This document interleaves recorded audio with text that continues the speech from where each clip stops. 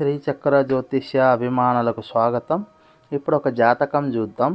Date చెప్తున్నా, 14వ తారీఖు 11వ నెల 1972 సాయంత్రం 6:40. పుట్టిన ప్రదేశం రాయచూరు. లగ్నం వృషభ లగ్నం, రాశి కుంభరాశి, ధనిష్ట నక్షత్రం 3వ పాదంలో జన్మించాడు. ఇది అబ్బాయి జాతకం.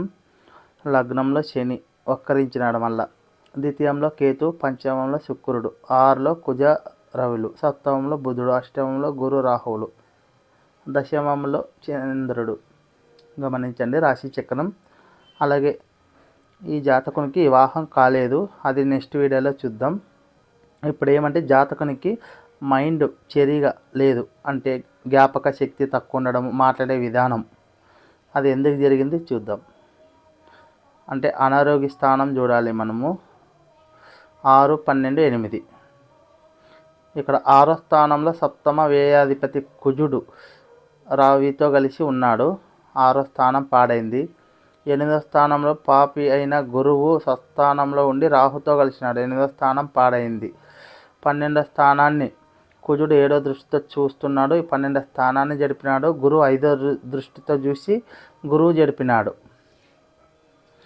8వ దృష్టితో లగ్నాన్ని చూస్తున్నాడు కుజుడు. భాగ్యాధిపతిని చూస్తున్నాడు కుజుడు. న్యాచురల్ జోడి నుంచి మేష లగ్నం వేసుకుంటే మేష లగ్నం తలకు వర్తిస్తుంది కదా,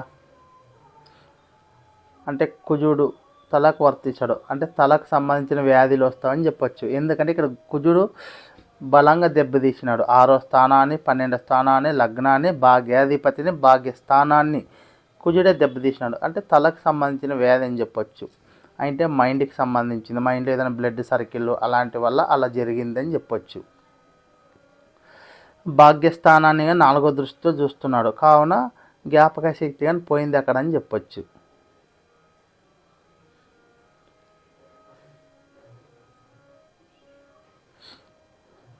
చూడండి, దీంట్లో ఇంకా అనేక కారణాలు ఉన్నవి. వీడియో పెద్దగా అవుతుందని ఇంత మాత్రం చెప్తున్నాను. నమస్తే. నెక్స్ట్ వీడియోలో వివాహం గురించి చెప్పుకుందాం.